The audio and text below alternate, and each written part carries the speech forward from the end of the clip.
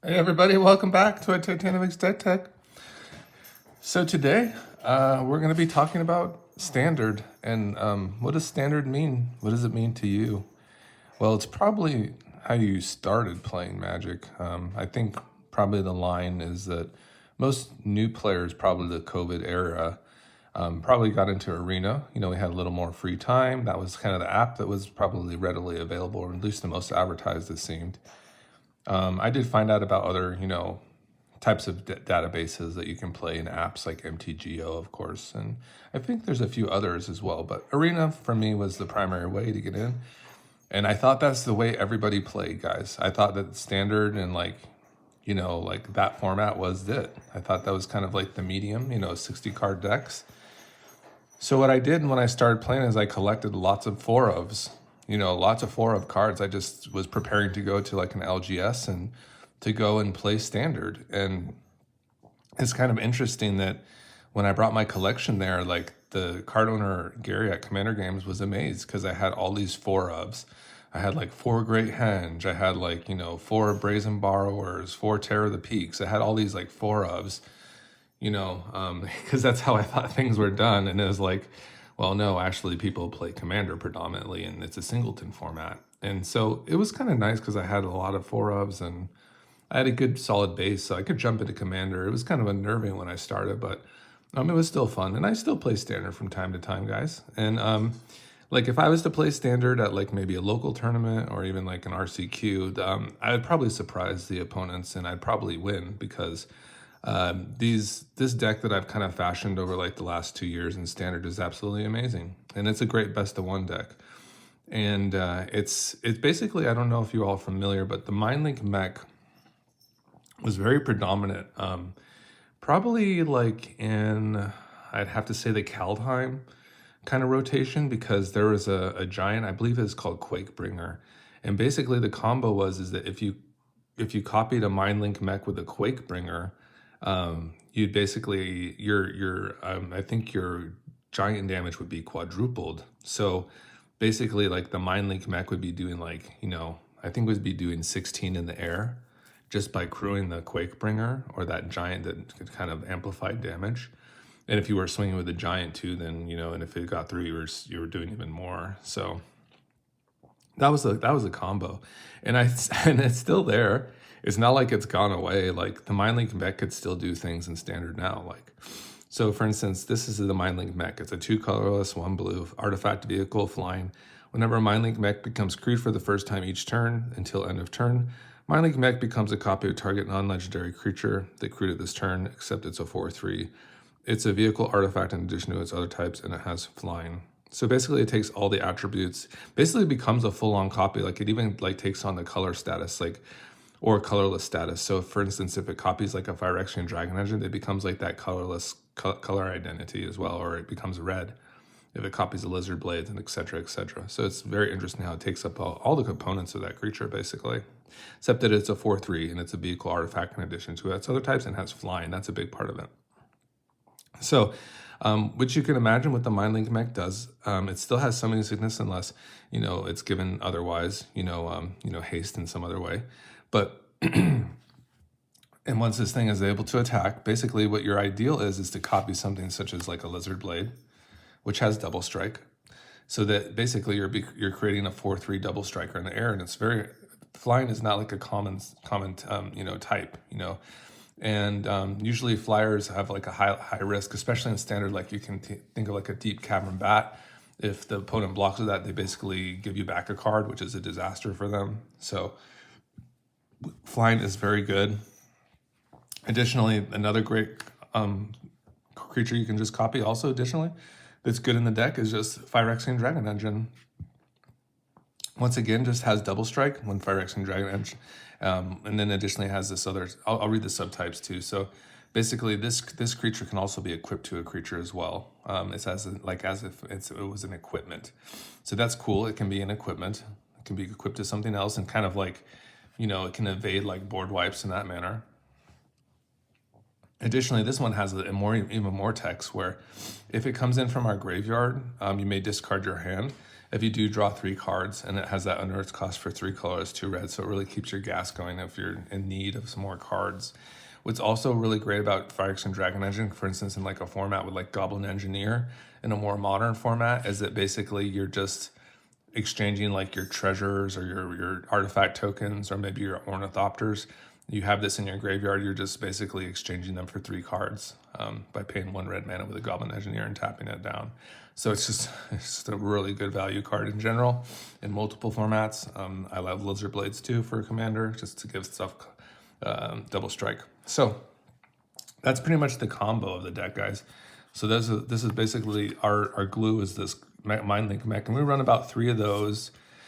Run about 3 Lizard Blades, and I think about 2 Dragon Engines in the deck. So that's kind of the composition there for the 60 card format. The other things that are really heavy on this deck, this is a teamer deck. So for instance, the Enthusiastic Mechanaut is perfect, just a 4 of, just because this is a nice flyer and it makes all of our artifacts reduced by 1. It's just a fantastic card for standard, really undervalued, underappreciated. Just kind of sitting there wondering what's going on when no one really plays it very much. I don't see it in any content creator videos really at all, but it's just there, just chilling all the time. This thing is basically just like a Ruby medallion or one of those medallions that just reduces artifact spells. So really crazy card in general, and it's a 2/2 flyer. Additionally, this is an Artificer deck, so we also will play Maria. Maria, how many copies do we have of Maria? We play two copies of Maria in this particular build. Our legends are just fantastic in this deck. This is also an engine piece where you have Maria down, when maybe a reality chip is equipped, and then it's really getting busy. You're going to win the game very fast because you're just going to be spewing things off the top of your deck and basically get into your combo pieces and putting a lot of damage on the battlefield. Not a bad body either here. And it just taps all our artifacts for green mana. And then we can also tap them at 2 at a time for an impulse effect, which is also very valuable. One of my favorite cards in the deck easily is the Scrapwork Mutt, and it's a 4 of. It's just so good with the Enthusiastic Mechanaut because you get a lot of value with it. It basically becomes 1 mana when you have a Mechanaut on the battlefield. And if you have multiples in your hand, you're basically just, you're casting a Scrapwork Mutt, and then you're putting the one in your hand into your graveyard, and then you're getting another card, and then you have this for value with its unearthed cost later. It's just a fantastic standard kind of combination. Really lots of value for that format, like maybe too much, really. Okay, so here's a Teething Wormlet, just probably more famously made by like Ash Lizzle with her Cookies deck, but we all have seen through that deck and probably through our own game testing that Teething Wormlet is the real deal. This is an easy 4 of in the deck. It's probably the best thing you want to see in your deck. It's like infinite life gain. You're just feeling so confident with this growing body. Every turn it's going to grow and get stronger. It's going to get Death Touch. You can trade with Sheldrids. It does really nasty things at that one spot. It's probably one of the better cards in Standard, to be honest. So I actually have 4 copies of that in this deck, the Teething Wormlet. Additionally, then we have the Reality Chip, which we had mentioned. And the thing about our legendaries is we run 2 of each, 2 Maria, 2 Reality Chip. I feel that's exactly where the deck really evolved into. I think I was playing so many, I was maxing them out at 4 of before. But really, I found like the Scrapwork Mutt and then Mindlink Mech. And once I had that glue, then the deck was done. And it was just phenomenal. I had no problems like navigating it and really stomping everybody with it. So there's the Reality Chip. This card is amazing. Actually, I think it gets even better if you guys play like Teamer Landfall in your commander decks, because what this card can do is it basically lets you play from the top of your deck, and we all know how big the Oracle Moldiah effects in those landfall decks are when you have like a Zeus. It just gives you another chance to start playing off your top of your deck, and so the Reality Chip gets that much better. Super valuable card, only like $5 now, guys, so you better snatch it up because it's just going to probably get more valuable over time, I think. So there's the Reality Chip. I have 2 of those copies. Then I love the Haywire Mite, guys.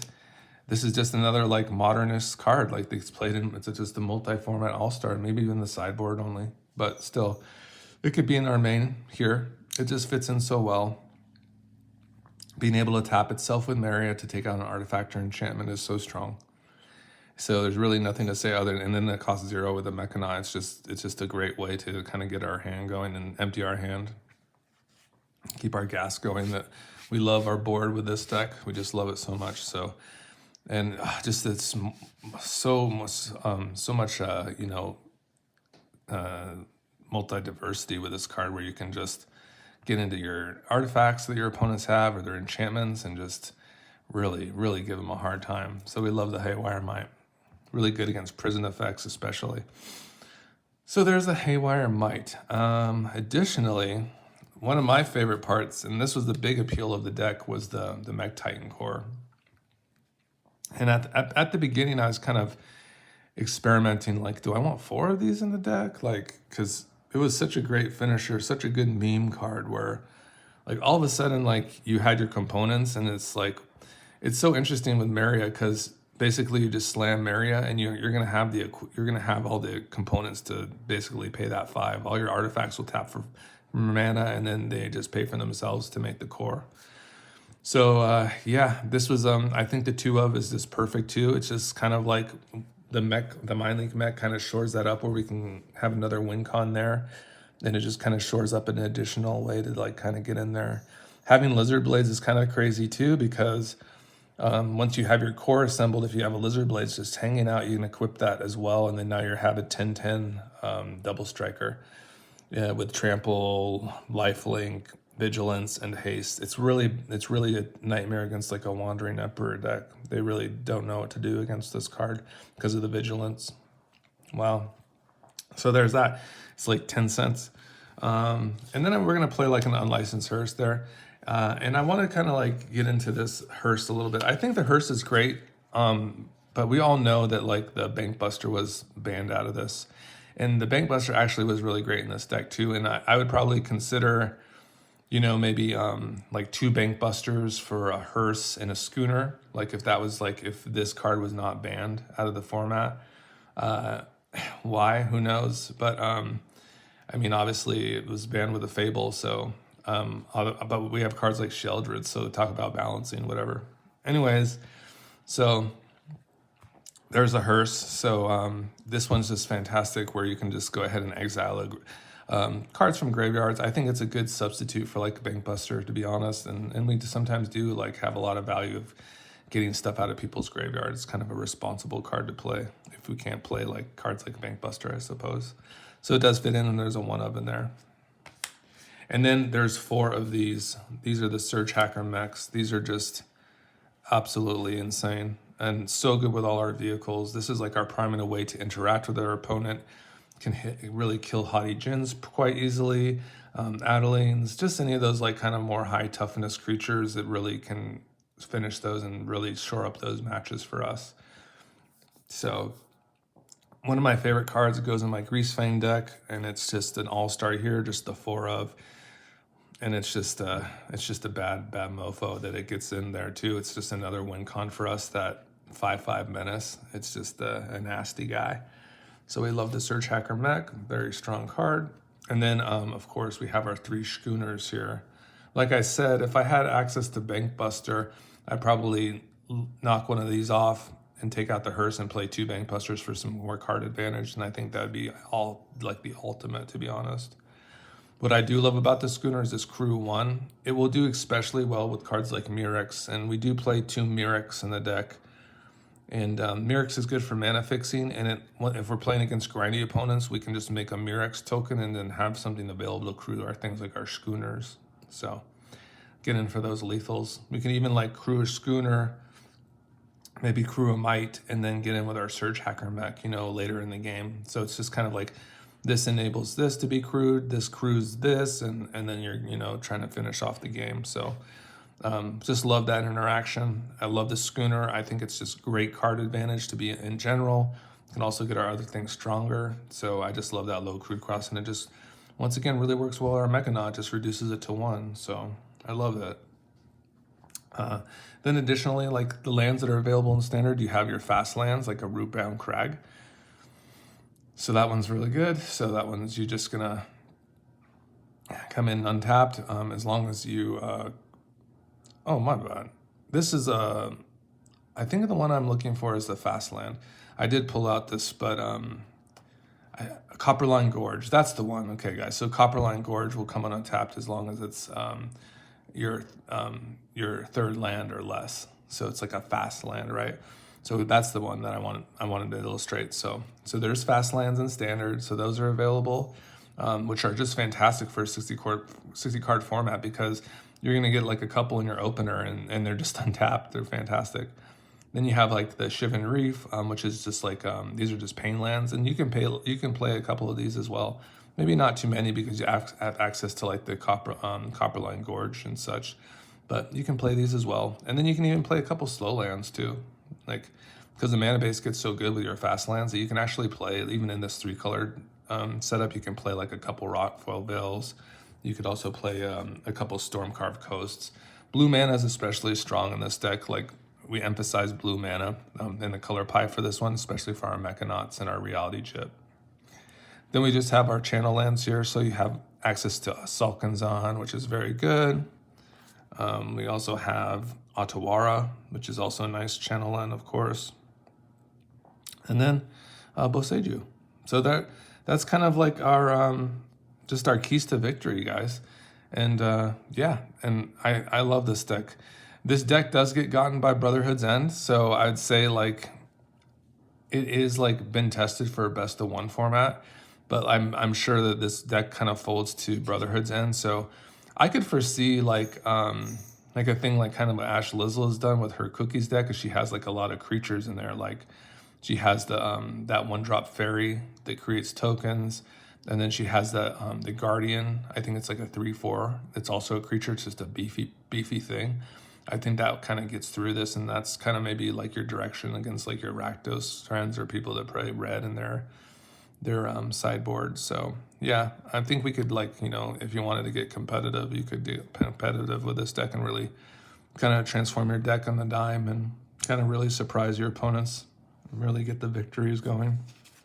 Get a lot of value in other ways. There's plenty of support for this these teamer colors. So essentially that is like, you know, my spiel for this. This was like my little standard action for you today. So I don't know like how much of this I could keep up. Like I was really interested in standard, like, you know, about a year and a half ago, I suppose. Played a lot more of it. I play like more like Brawl now, but this is kind of my foray or entree if you wanted to try something maybe a little bit different before the season's over. And it'd be kind of heavy on the wild cards, so you'd have to make sure you had a lot of Kamigawa rares and such. So, but otherwise, I think it'd be very enjoyable for you to play this one. It's very fun and strong, and very surprisingly good too. That's what I like about that as well, the surprise factor. So, I hope you enjoyed the deck, and yeah, I'll see you all soon. Bye-bye.